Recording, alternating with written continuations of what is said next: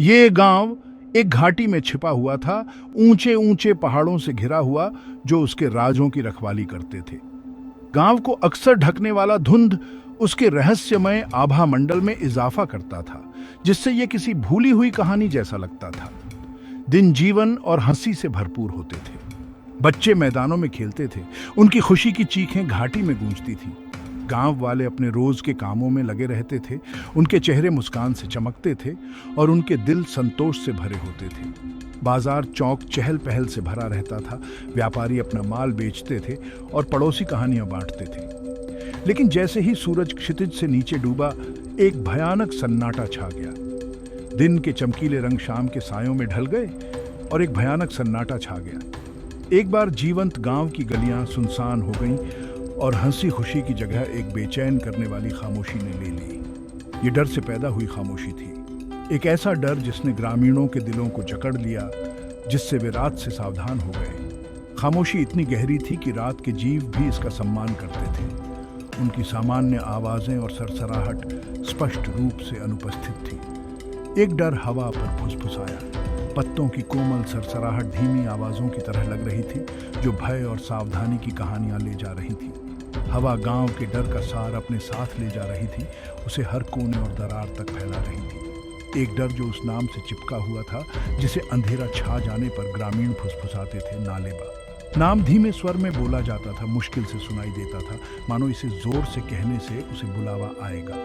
ये एक ऐसा नाम था जिसमें शक्ति थी, एक ऐसा नाम जो गांव के सबसे गहरे डर का प्रतीक था। अंधेरे के बाद किसी ने भी उस नाम को जोर से बोलने की हिम्मत नहीं की। ग्रामीणों का मानना था कि उसका नाम लेने से उसकी उपस्थिति आमंत्रित होगी, जिससे उसका प्रकोप उन पर आ जाएगा। वे लगातार सतर्कता से जीते थे, उनकी निगाहें हर परछाई पर जाती थीं। उनके कान किसी भी असामान्य आवाज को पकड़ने के लिए तनाव में रहते थे। ऐसा करना उसे आमंत्रित करने के समान था, नालेबा के प्रकोप को आमंत्रित करने के लिए। वो सिर्फ एक किंवदंती से कहीं बढ़कर थी। वो एक जीवित दुःस्वप्न थी, एक प्रेत जो उनकी रातों को आतंकित करता था और उनके सपनों को पीड़ा देता था। नालेबा के प्रकोप को आमंत्रित करने के लिए उसकी उपस्थिति उसकी अनुपस्थिति में भी महसूस की जाती थी, जो गांव के अंधेरे अतीत की निरंतर याद दिलाती थी।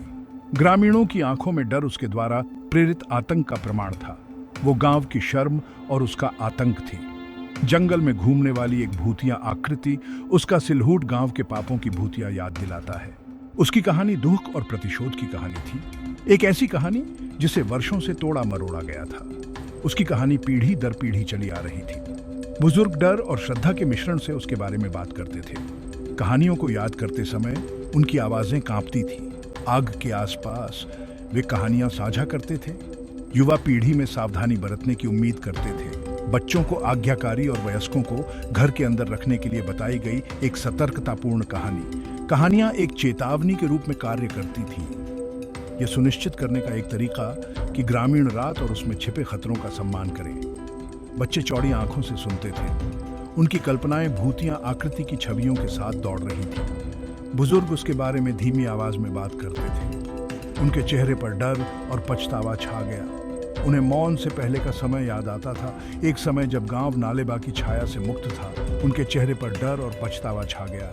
वे गांव के इतिहास का भार, अतीत का बोझ ढोते थे, जिसने वर्तमान को जन्म दिया था। उनके भावों ने नुकसान और दुख की कहानी बयां की, उस समय की जब चीजें अलग थीं। उन्हें मौन से पहले का समय याद आता था, एक समय जब गांव खुशी और हंसी से भरा था, जब रातें भी दिन की तरह जीवंत होती थीं। उन दिनों की यादें किसी दूर के सपने की तरह थीं, जो वर्तमान वास्तविकता से बिल्कुल विपरीत थी। एक समय जब चांद निकलने के बाद भी घाटी में हंसी गूंजती थी।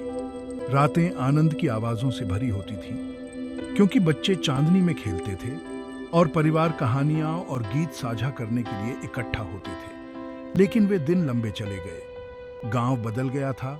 उस डर ने उसे बदल दिया, जो अब उसे जकड़े हुए था। एक बार जीवंत रहने वाली गलियां अब खाली थीं। हंसी की जगह एक दमनकारी सन्नाटा ने ले ली थी। उस अंधेरे ने निगल लिया, जो अब गांव को बंदी बनाए हुए था।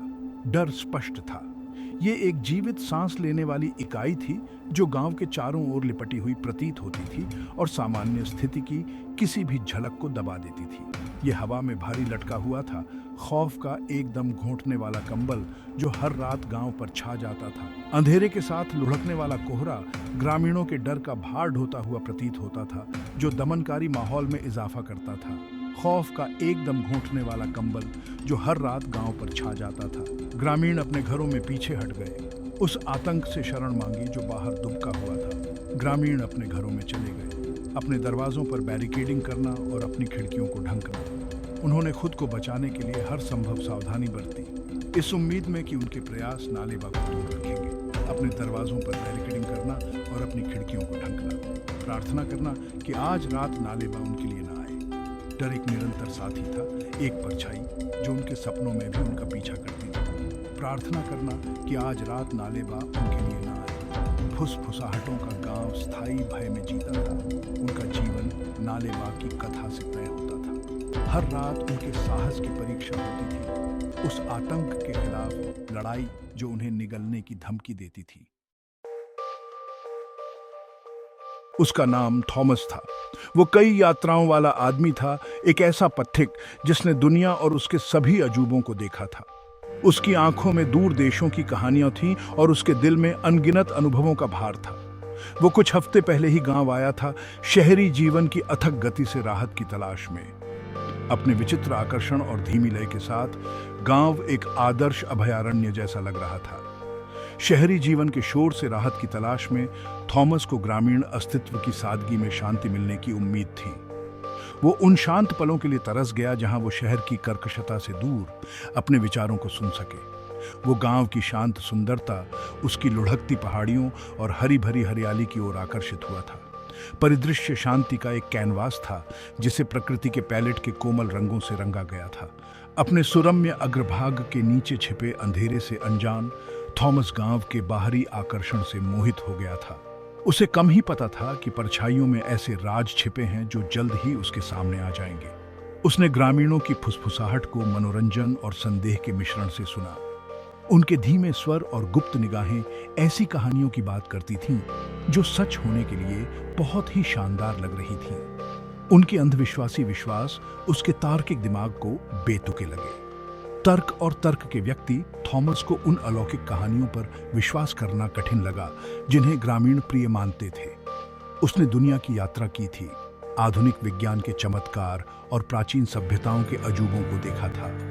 उनकी यात्राओं ने उन्हें विश्वास करने से पहले प्रश्न पूछना और साक्ष्य तलाशना सिखाया था।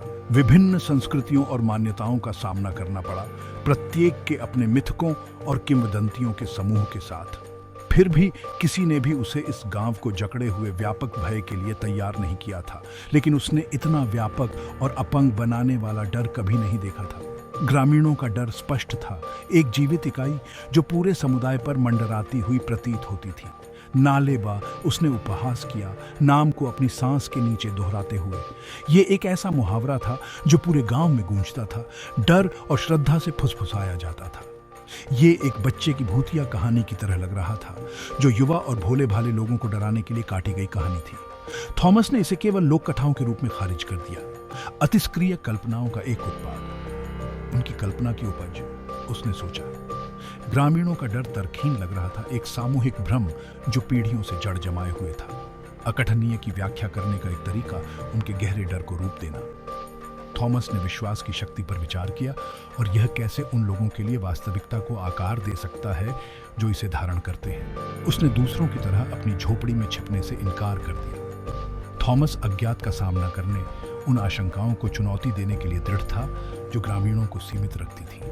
वो सुनसान गलियों में घूमता था, उसके कदम सन्नाटे में गूंजते थे। गांव जो कभी जीवन से गुलजार था, अब भूतिया शहर जैसा लग रहा था। मौन उसके अलगाव की भावना को बढ़ा रहा था, जिससे उसे अपने बाहरी व्यक्ति के दर्जे के बारे में गहराई से पता चल रहा था। वो परछाइयों की भूमि में अकेला प्रहरी जैसा महसूस कर रहा था। वो यह साबित करने के लिए दृढ़ था कि उनका डर निराधार है।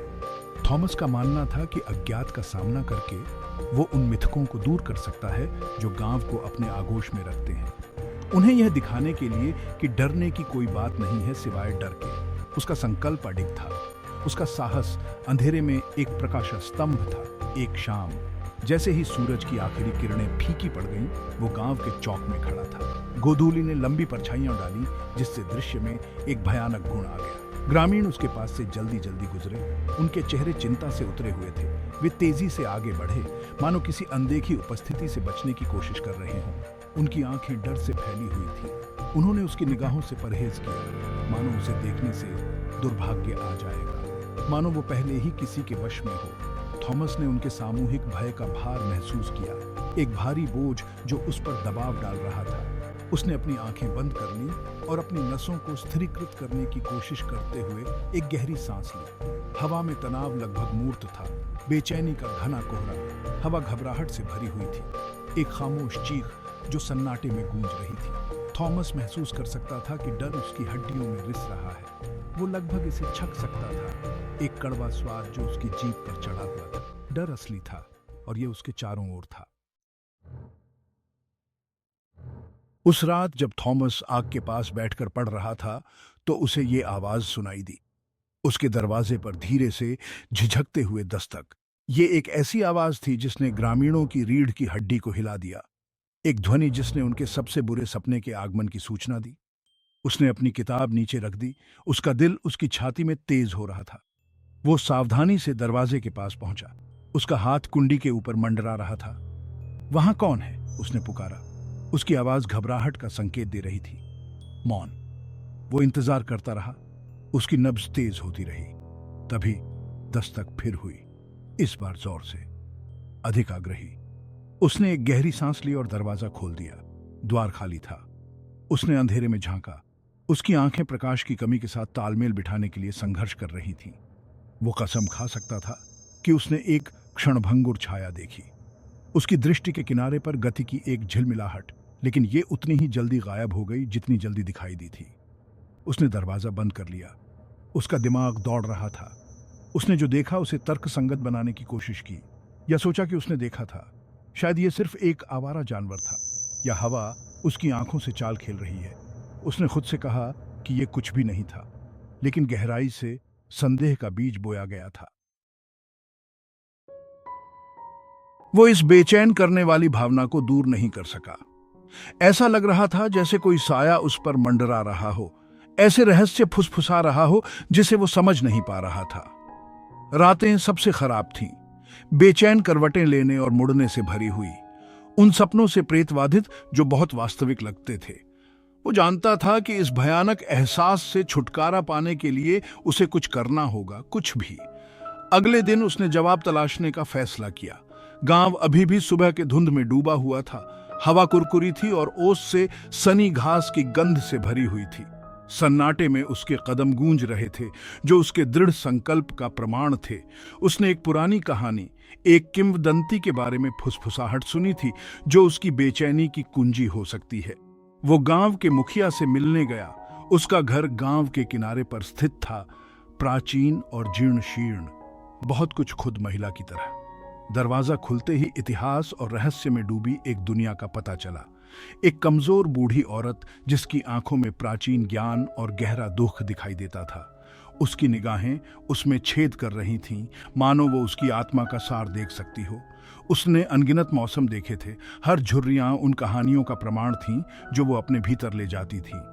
उसने उससे नाले बा के बारे में पूछा। नाम उसकी जीभ पर भारी लग रहा था, अनकही कहानियों और भुलाए हुए दर्द के भार से लदा हुआ।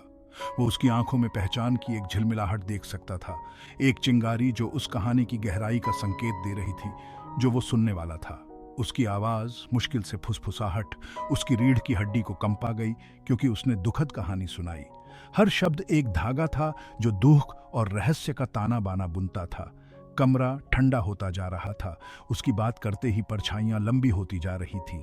नालेबा कभी एक जवान औरत थी। उसकी सुंदरता गांव भर में मशहूर थी। उसकी हंसी एक ऐसी धुन थी जो सुनने वालों के मन में खुशी भर देती थी। वो उस दुनिया में रोशनी की किरण थी जो अक्सर अंधेरे में डूबी रहती थी, सुंदर और जीवन से भरपूर। उसकी आत्मा अडिग थी, उसका हृदय पवित्र था। उसके सपने थे, आकांक्षाएं जो गांव की सीमाओं से परे थीं। वो आशा और वादे का प्रतीक थी। उसे गांव के एक युवक से प्यार हो गया था। उनका प्यार उस तरह का था जिसके बारे में किंवदंतियां बनती हैं, शुद्ध और बेदाग। वे अविभाज्य थे। उनका बंधन सच्चे प्यार की शक्ति का प्रमाण था। उनकी शादी होने वाली थी। गांव में उत्साह का माहौल था। तैयारियां जोरों पर थीं। ये एक ऐसा मिलन होने वाला था जो सभी के लिए खुशियां लेकर आएगा, प्यार और जीवन का उत्सव होगा। लेकिन भाग्य ने कुछ और ही सोच रखा था।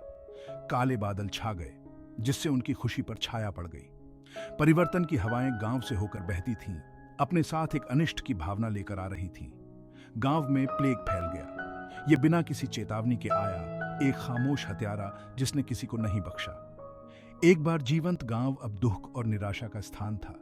कई लोगों की जान ले ली, जिसमें नाले बा का प्रिय भी शामिल है। उसकी दुनिया बिखर गई, उसके सपने धूल में मिल गए, उसके जीवन का प्यार चला गया, उसे दुख और दर्द की खाई में छोड़कर चला गया।